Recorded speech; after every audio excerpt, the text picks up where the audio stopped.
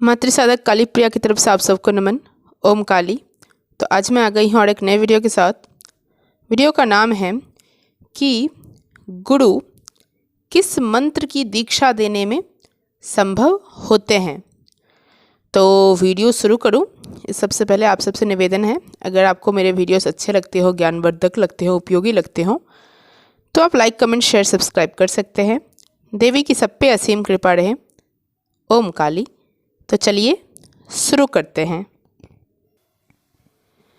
तो योगी या गुरु या तांत्रिक, ये लोग जो मंत्र सिद्ध करते हैं तो इन मंत्रों का ब्रॉडली एक कैटेगरी होता है। जैसे मैं आपको बताती हूँ, कुछ गुरु ऐसे होते हैं जो आपको हर मंत्र की दीक्षा दे सकते हैं। वो कैसे? वो ऐसे हो सकता है कि या तो उन्होंने कोई ऐसा हाई वाइब्रेशन मंत्र सिद्ध कर लिया हो जिसकी वजह से बाकी जो उससे लोअर वाइब्रेशन के मंत्र हैं वो ऑटोमेटिकली सिद्ध हो जाते हैं, यानी कि उन्होंने कोई महामंत्र सिद्ध कर लिया हो। तो उस परिस्थिति में अगर उन्होंने कोई एक ही मंत्र सिद्ध कर लिया हो तब भी बाकी मंत्रों की जो ऊर्जा है, फ्रीक्वेंसी है, वाइब्रेशन है, वो उनमें समा जाती है। मतलब ऑटोमेटिक सिद्धि बाकी मंत्रों की भी हो जाती है। तो वैसे गुरु के पास अब जब जाएंगे तो वो आपसे पूछेंगे कि आपको किस मंत्र की दीक्षा चाहिए, या तो वो खुद ही निर्णय ले लेंगे कि आपको किस मंत्र की दीक्षा देनी चाहिए। तो ये एक हो गया उदाहरण। फिर दूसरे टाइप के गुरु ऐसे होंगे जिन्होंने कोई एक मंत्र सिद्ध करके रखा हो। वो कोई महामंत्र नहीं होगा, वो थोड़ा लो कैटेगरी का ही मंत्र होगा, लेकिन उन्होंने उसको सिद्ध कर रखा हो और बाकी मंत्र को उन्होंने नहीं किया होगा। तो वैसी परिस्थिति में वो सिर्फ उसी मंत्र की ऊर्जा अपने पास रखते हैं, वो दूसरे मंत्र की दीक्षा देने में सक्षम नहीं होते हैं। उनके पास वो पावर नहीं होता कि दूसरे मंत्र का जो एनर्जी है वो शक्तिपात के द्वारा, दीक्षा के द्वारा शिष्यों में दे सके। ये काफ़ी लॉजिकल बात है ना।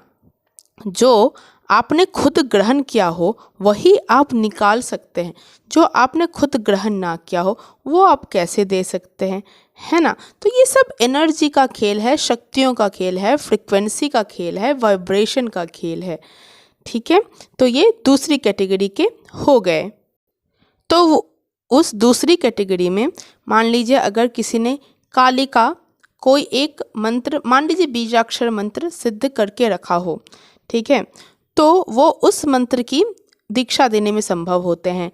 लेकिन अगर उन्होंने कालिका का तो किया है लेकिन बगलामुखी का नहीं किया है, तो अगर आप उनके पास जाएंगे कि मुझे बगलामुखी का दीजिए तो वो आपको देने में संभव नहीं होंगे। ठीक है। फिर तीसरे कैटेगरी के कुछ ऐसे आते हैं जो, देखिए जैसे मैं एग्जाम्पल से बताती हूँ। एक है मंत्र ओम श्रीम महालक्ष्मी नमः। ठीक है, तो मान लीजिए किसी गुरु ने ये मंत्र को सिद्ध करके रखा हो, तो जब वो इस मंत्र को सिद्ध कर लेते हैं तो इसके भीतर प्रत्येक मंत्र को सिद्ध कर लेते हैं। यानी कि ओम श्रीम महालक्ष्मी नमः में श्रीम जो आता है, उन्होंने श्रीम को भी ऑटोमेटिकली सिद्ध कर लिया होता है। ठीक है, ऐसा नहीं हो सकता कि उन्होंने पूरा तो सिद्ध कर लिया है लेकिन श्रीम ना किया हो। लेकिन कुछ लोग ऐसे भी बोलते हैं कि ओम श्रीम महालक्ष्मी नमः ये सिद्ध करने से पहले उनको अलग से पहले श्रीम सिद्ध करना पड़ेगा। तो ये इसमें कुछ विरोधाभास है। तो जैसे कि मैं बोल रही हूँ, अगर किसी ने ओम श्रीम महालक्ष्मी सिद्ध करके रखा हो तो उसमें श्रीम की शक्ति भी आ जाती है, तो वो चाहे तो श्रीम का भी दीक्षा दे सकता है। फिर चौथा उदाहरण ऐसा है कि कुछ ऐसे होते हैं गुरु जो बहुत सारे मंत्रों को मतलब सिद्ध करके रखते हैं। देखिए क्या होता है ना, जब आप कोई एक मंत्र सिद्ध कर लेते हैं ना, तो जितनी भी अड़चन आती है तो पहले उसी में आती है। जब एक बार आपका एक मंत्र सिद्ध हो गया तो आपको बाकी मंत्र सिद्ध करने में उतनी तकलीफ नहीं आती है, आप आसानी से बाकी मंत्र सिद्ध कर लेते हो। तो वैसे ही कुछ गुरु होंगे, कुछ तांत्रिक होंगे जिन्होंने बहुत सारे मंत्रों को छेड़खानी करके रखा है, बहुत सारे मंत्रों को उन्होंने, उनकी ऊर्जा को उन्होंने समा के रखा है। तो वैसे जो तांत्रिक हैं, वैसे जो गुरु हैं, वो आपको भिन्न भिन्न मंत्रों की दीक्षा भिन्न भिन्न मंत्रों की दीक्षा देने में संभव होते हैं। ठीक है, तो आई गेस आपको समझ में आ गया मैं क्या बताना चाह रही थी। बहुत लोगों ने मुझे बोला था, मतलब इससे रिलेटेड बहुत लोगों ने मुझसे क्वेश्चन पूछा था कि कौन कैसा दीक्षा दे सकता है, कैसा मंत्र दे सकता है। तो आई होप अभी आपको क्लियर हो गया होगा, है ना। तो अगर आपको मेरा वीडियो अच्छा लगा, ज्ञानवर्धक लगा, उपयोगी लगा, तो आप लाइक, कमेंट, शेयर, सब्सक्राइब कर सकते हैं। देवी की सब पे असीम कृपा रहे। ओम काली।